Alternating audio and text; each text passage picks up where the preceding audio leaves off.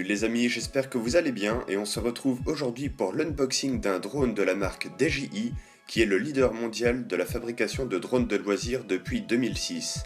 Alors le modèle que nous allons déballer aujourd'hui est le Phantom 3 version avancée. J'en ai entendu beaucoup de bien quant à sa qualité et sa stabilité en vol. On va voir ça tout de suite dans l'unboxing. C'est parti. Alors comme je vous l'ai dit précédemment, on va déballer le Phantom 3 avancé. Alors c'est parti, on ouvre la boîte. Et la première chose que l'on trouve, c'est une pochette avec des stickers, une déclaration de conformité, un guide pour voler en toute sécurité, ainsi que des guides de démarrage rapide en langues différentes. Alors voilà, on range tout ça, on enlève le couvercle et voici le drone. Vraiment une très belle machine.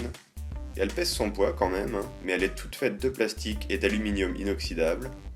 C'est le Phantom 3 avancé comme le dit la plaque. Alors vraiment un très beau matériel, on la met de côté et on y reviendra après. Alors voici la télécommande, on enlève les caches pour les antennes. Voici le support pour smartphone ou tablette avec une taille ajustable.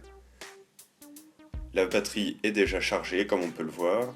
Alors là de ce côté on a le réglage de l'inclinaison de la caméra, le début et l'arrêt des films, les différents modes de pilotage avec ou sans GPS, un port USB et micro USB pour relier le smartphone ou la tablette, et de l'autre côté, ce sont les commandes pour prendre des photos. On a aussi sur la face avant un bouton Power et un bouton Return to Home. Alors voici les différents jeux d'hélices, 4 noirs, 4 argentés, on y reviendra après. La boîte des chargeurs, que l'on va s'empresser d'ouvrir. Alors dans un premier temps, ce que l'on trouve, c'est un petit câble qui m'a l'air d'être USB vers micro USB. On va vérifier ça tout de suite. Alors on ouvre. Eh bien, j'ai bien vu. On a donc un câble USB vers micro USB qui va nous servir à faire le transfert des images et des films vers notre ordinateur. Ensuite, on a un cordon secteur et on retrouve aussi un chargeur pour la batterie et pour la télécommande. Et maintenant une petite boîte d'accessoires que l'on ouvre. Alors ce que l'on a, c'est une pince, des vis anti-chute et une plaque de scotch double face. On peut contrôler le niveau de la batterie en appuyant sur ce bouton. Là on peut voir qu'elle est pleine. J'enlève le sticker car on n'en a plus besoin. Et maintenant on va voir comment monter les hélices. Alors il faut voir sur ce drone qu'il y a différentes couleurs sur les pales. Alors déjà on va enlever les petits stickers sur les 4 bras du drone. Alors sur ce côté on voit qu'il est tout argenté le moteur. Et là on voit qu'il y a un point noir. Donc vous l'aurez deviné, les hélices argentées vont sur les bras argentés. Alors voilà. Et les hélices noires sur les bras avec un petit point noir. Et voilà, les hélices sont montées.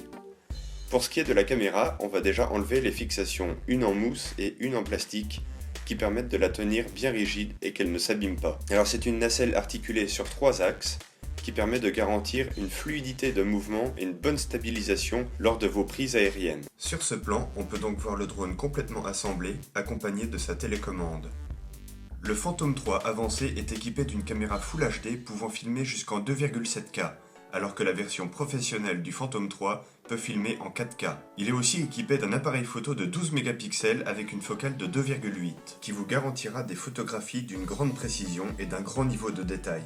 Avec le Phantom 3 et sa sécurité renforcée, DJI a voulu mettre le monde du drone dans les mains de tout le monde, que vous soyez pilote confirmé ou non. Avec des moteurs renforcés et totalement repensés, le DJI Phantom 3 avancé sera d'une incroyable stabilité. Vous aurez l'impression de vous retrouver dans Google Street View lors de vos sessions de vol. La nacelle du drone est équipée d'un port micro USB pour la mise à jour du firmware de la nacelle. À première vue, le drone procure une réelle sensation de solidité avec un choix des matériaux d'une grande qualité. Voici la télécommande ornée de mon smartphone. Celui-ci va me permettre d'interagir avec mon drone pendant mes sessions de vol. Par exemple, de le faire décoller sans toucher à la télécommande, de le faire atterrir ou de le rappeler à son point de décollage. Je pourrais aussi contrôler la distance à laquelle il se trouve de moi, ainsi que visionner la hauteur à laquelle il se trouve. Je pourrais aussi par exemple régler les paramètres de la caméra ou de l'appareil photo intégré, afin d'appliquer des filtres ou de changer la résolution souhaitée.